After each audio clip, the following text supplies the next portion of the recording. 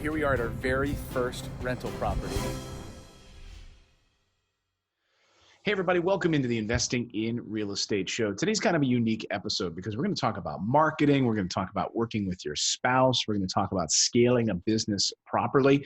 We've got a great guest on the show today who's all about giving back and who wanted to come on the show, not for anything for himself, but really to help educate you and maybe provide you with some context on his story and how he's able to give back and help you maybe set you up for success on your real estate investing journey if you're running your own business or if you're just doing it small time at home. My guest today is Brandon Middleton. He's got a great history. He's run a bunch of big companies and now he's doing it all for himself. Brandon, welcome to the show. Hey, thanks for having me. Appreciate it. You bet. So we're both dealing with like yard work right now. We've got people, there's lawn mowers and you're outside and so bear with us folks. If you hear lawn mowers, it's, that's just the way it goes, right? All right. It's the blessing and the curse from being able to work from home, right? Exactly. I had lunch with the other day with an investor, great guy, and he said, "Is it true? Like, can you really work from home?" He's like, "I work this 9 to 5. Just tell me that there's light at the end of this rainbow." And I said, "Absolutely, there is." I said, "But you can create more of a job for yourself too when you start working from home. You can start working more. You've got to be intentional about it. But one of the best things is, like you can sit out on your lanai or veranda, whatever you guys call it." Enjoy some sun, right? That's right. So what part of the country are you in? I'm in Tampa, Florida. Oh, nice. So provide some context for our audience. We had a bit of a grab bag and explanation of what we might talk about today, but you've done a lot of things and you've made some big changes, I think, in your life, in your business, and you're kind of maybe zeroed down on something that you're passionate about. Give our audience some context about how you got started and where you are now. So back in when I was in college, I always knew I wanted to be an entrepreneur. I read Rich Dad Poor Dad, which actually was the first book that I actually read front to back. I got through high school without reading books, but that Rich Dad Poor Dad, like many others, it kind of flicked the light switch, made me look at money and leverage and entrepreneurship totally differently. Unfortunately, or fortunately, depending on how you look at it, it was around 2006 when I was learning real estate and going to all the seminars and buying houses. 2006, 7, 8, we all know what happened there. I wound up having houses in foreclosure, having to short sale them. So I learned a lot about the short sale process, which is still a way that I get and monetize deals now. Once I realized, hey, wrong business to pick at first to get started as an entrepreneur, wrong timing, I should say, definitely not the wrong business. I also had a web development company, right? We built websites, we provided tech support for small businesses.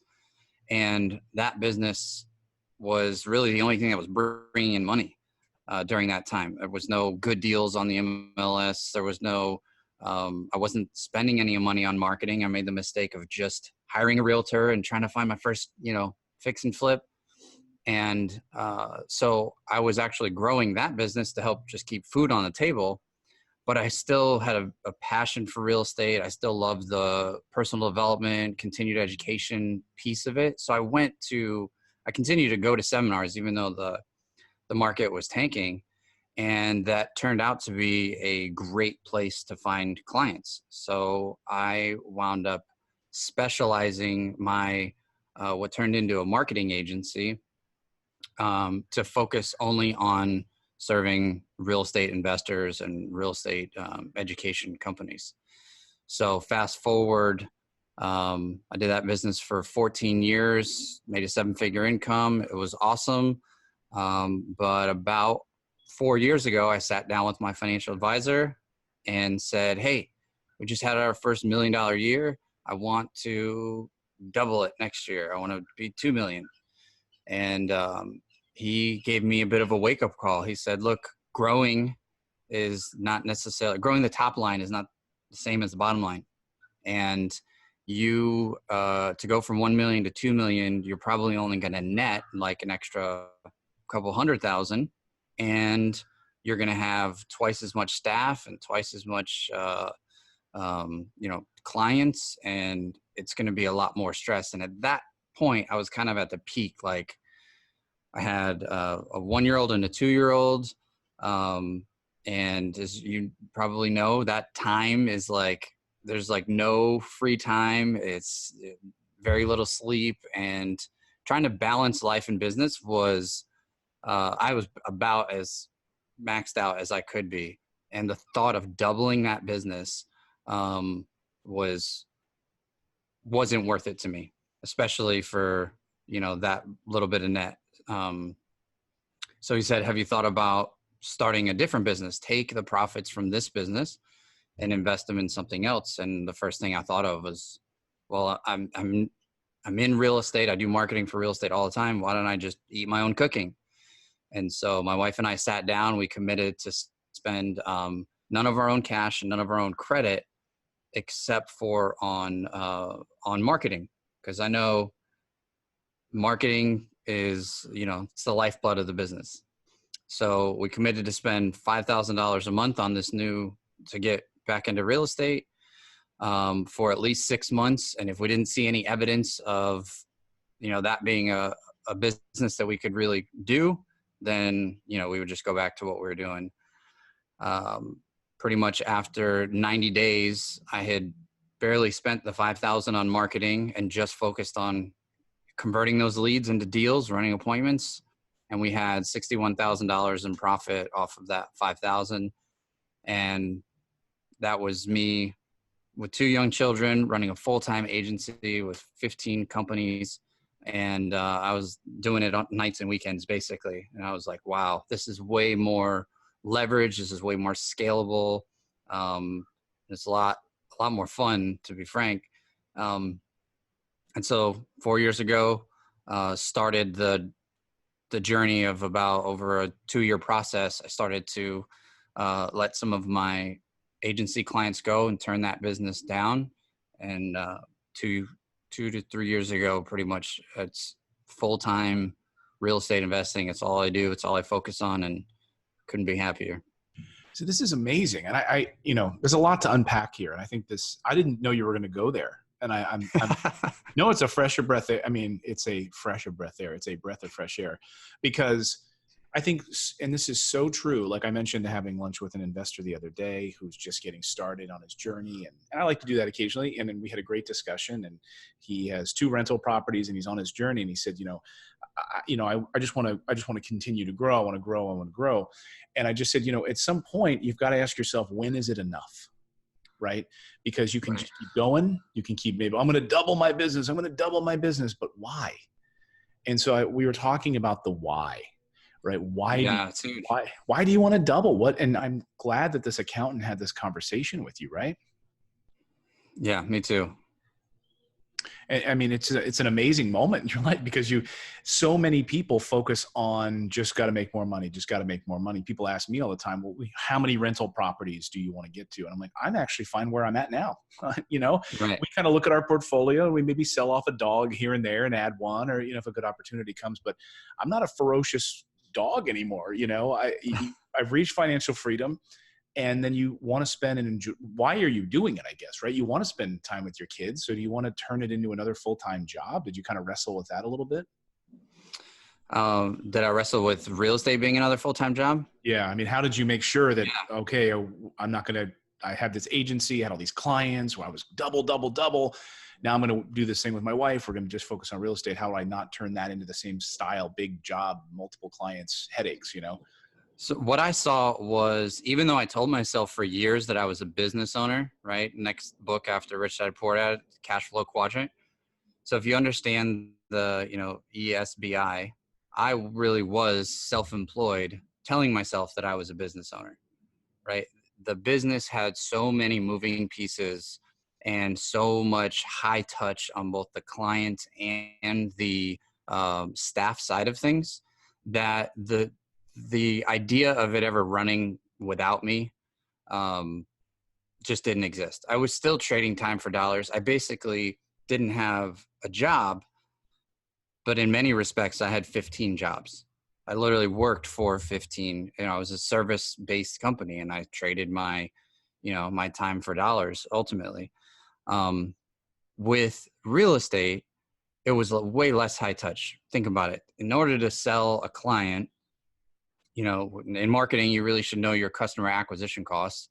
And my customer acquisition costs and my lifetime, the time from lead to closing a client in many cases was 6 months, a year, and the way that I got clients was having to travel a lot, having to go to, expensive conferences and masterminds.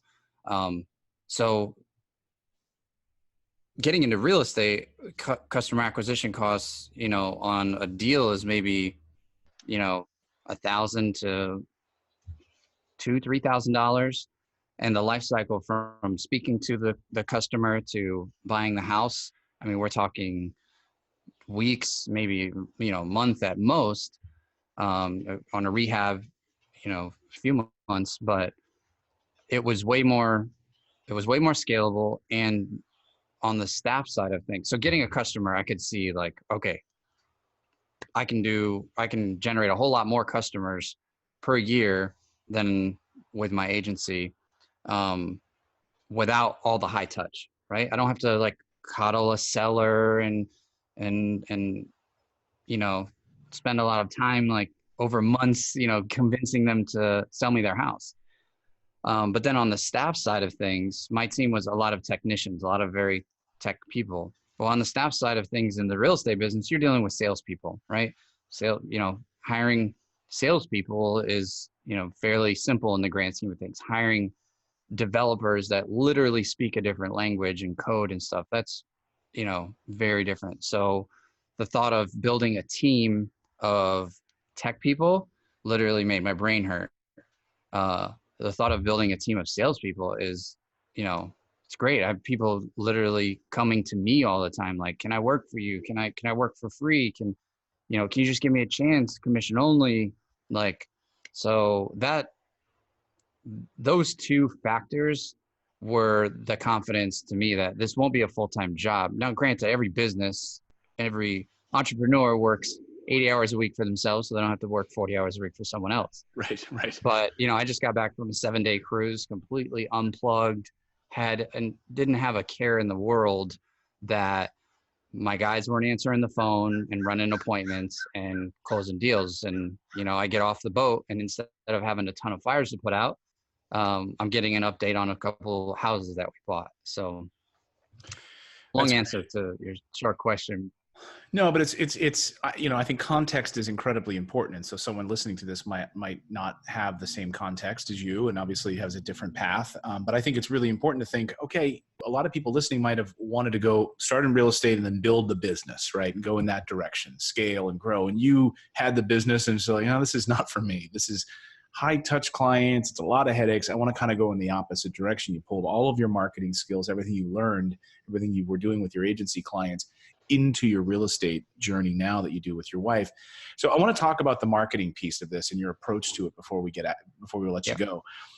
Give our audience some tips, strategies, and tactics they can use for acquiring properties and what you use on the marketing side. I think first you should start. So this is assuming that your listeners are just starting, or because the approach is going to be totally different for just starting versus scaling something that's already working.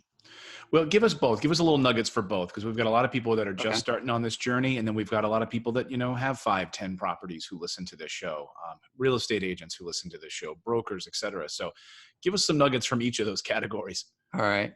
So when it comes to just starting, I tell everybody that I mentor, look, treat this like any other business. If you were to start a new business, you would be thinking, all right, I have some upfront costs for, for starting the business. I'm going to buy supplies, or I'm going to pay for marketing or hire people. And instead of just having an open checkbook to your savings account, right, which most people are just going to be, starting something with their, like, savings or IRA money or whatever. Instead of just having, the first thing Sam and I did was we said, we will commit this amount of time and this amount of money, and then we'll revisit it then. I think it's important to set a budget so that you don't get carried away. If it's something that you're, dabbling with starting, like, I think I want to do this, you could say, you know, grind, do whatever is necessary, but especially for an older professional or someone who's, not, young with nothing to lose. If you got a family and things, I think it's irresponsible to say, I'm going to throw whatever at it. So set a budget, set a goal, and then pretty much stick to it. The most important thing that a new investor can spend their money on is not necessarily education. And I know that kind of rubs some people the wrong way, but invest your money in marketing. Make the phone ring. You will learn so much by experience, and then get yourself into messy situations maybe. And then it makes your mentoring and education and consultants that you hire, it makes that much more valuable. Does that make sense? Like, it makes a lot of sense. Get your hands dirty. There's a great quote, and I can't think of it now, and I wish I could think of it, and I wish I would have written it down, but I'm terrible at this stuff. I need to have like a list of quotes, but I can't recall if it's from whom it comes, if it's Winston Churchill or somebody else. But the idea of, you've got to get your hands dirty. You've got to be able to go in there. That's how you learn, is by doing. When you actually do something is how you learn. And so it's incredibly important to get those calluses, get your hands dirty on this journey. And I couldn't agree with you more. I mean, when I first started, I just started making 100 phone calls a day, cold calling, Craigslist ads. You don't need to spend a boatload of money at the beginning. Just learn what you don't know, right? And being on the phone and trying to talk to sellers and finding deals, you're going to make mistakes, and that's fine. That's part of this process, right? Right. Absolutely. So that's what I would recommend for people just getting started. Set somewhat of a budget. I'm sure you'll probably go over both time and financial, but set a budget and spend your money on marketing. Get the phone to ring. Never let a call go missed. And if you hear any motivation, I don't care if they want $1 million for their house that's only worth $100,000, set the appointment and go meet them face to face. There's so much that happens belly to belly when you're starting out. Now, when you're scaling a business, that is a bit different. You have to get better at qualifying your leads. You've got to invest in your lead managers or your acquisitions people. Training in this business when it comes to scale is huge. You've got to make sure, as you get away from being the one who's wearing all the hats, you've got to make sure the people that take your place on the sales side, whether it's selling a lead to set an appointment or selling the actual seller to sell you their house, you've got to constantly work on that. Because I've watched so many companies have all the systems in place, have an unlimited checkbook for marketing, and generate a ton of leads. And, it's like filling a funnel with just a ton of holes. There doesn't matter how many leads you put in the top, how much money you can spend on marketing.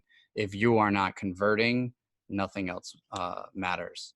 So invest in training and have the systems. Like our CRM is my lifesaver. I wouldn't be able to have the flexibility with my business if I didn't have a good CRM that reminded different members of my team, hey, you need to follow up with this lead that came in 3 months ago and said, they weren't going to be back in town. Let's just say it's a snowbird, like they aren't going to be back in town until July, follow up with them. Or I'm not interested now. I'm going to put it on the market for a little bit, check back in with me.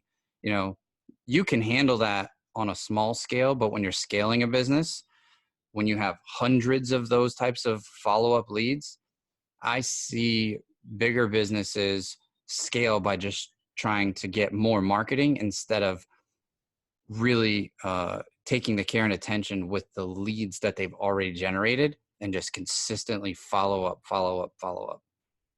I absolutely agree. Balance the fortunes in the follow-up.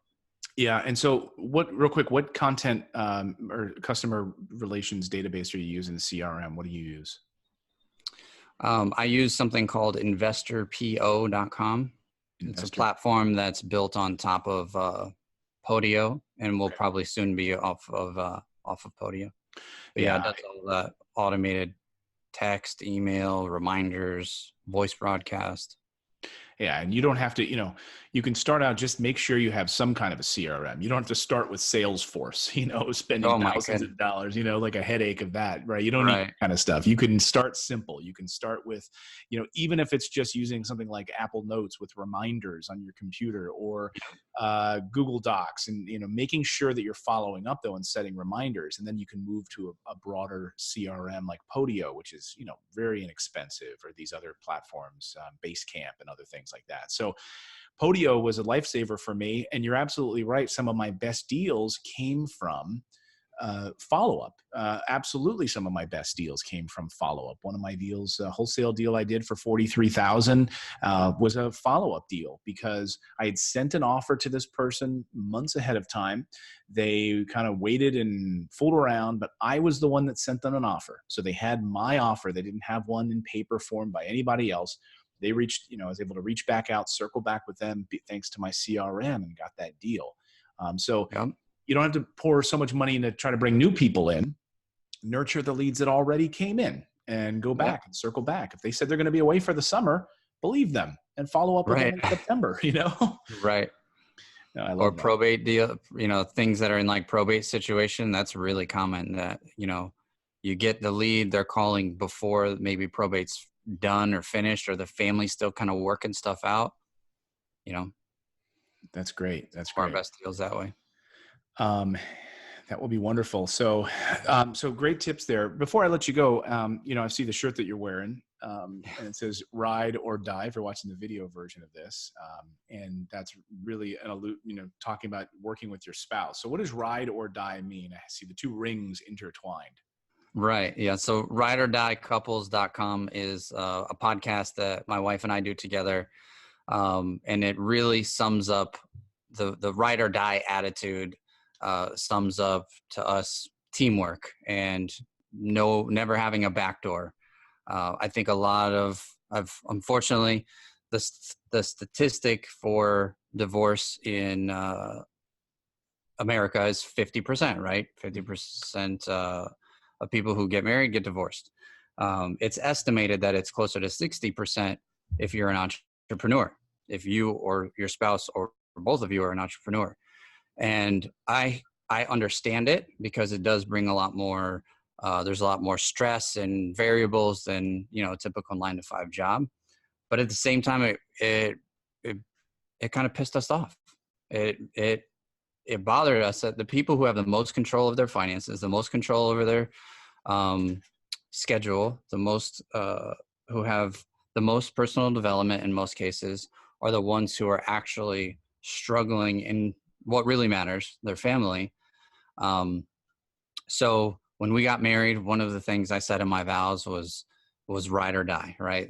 And so that attitude of teamwork and never giving up, and trust me, we've had highs and we've had lower lows than probably, most people our age. And because we've always had that level of commitment and teamwork to hold on to, it's, we've been together 18 years. We've been in business together for 17 of those 18 years, and have a 4-year-old and a 5-year-old, and all that comes with that.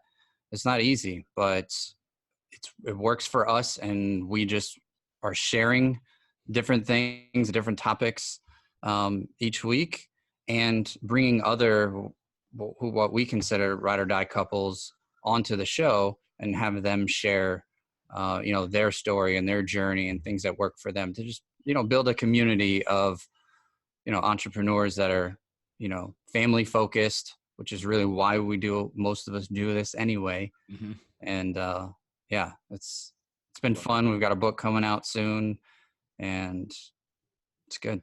I love that. I love that. Yeah. My wife and I, as our audience knows, and from our YouTube channel and podcast, that we work very closely together. We each have skills and strengths, and we each have deficiencies, and it's a good blending of those two. And so it's incredibly important. I do have people say to me, "Man, I wish my wife could get on board with this," or "Man, I wish my husband could get on board with this." Right.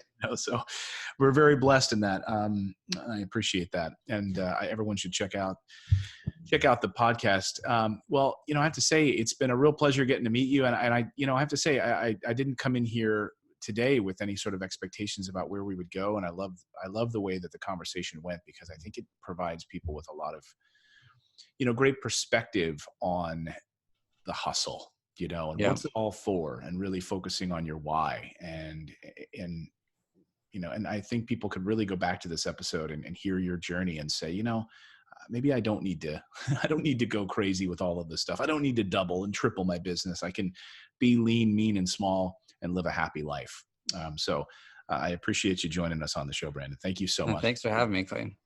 You bet. And, yeah, absolutely. And check out the podcast, rideordiecouples.com. And I'll be checking it out, and I'll give a reference to my wife as well. Thanks again. I appreciate it. Thank you. And thanks to all of you for downloading and subscribing to the podcast. We publish this show 3 times a week. As you know, if you're listening to the video version of this, you can check out all of our backlog catalog there as well as all of our audio podcasts that we produce on a regular basis. Much love to all of you. Now go out there, take action, become a real estate investor. I believe it's the #1 way to build wealth. We'll see you next time, everyone.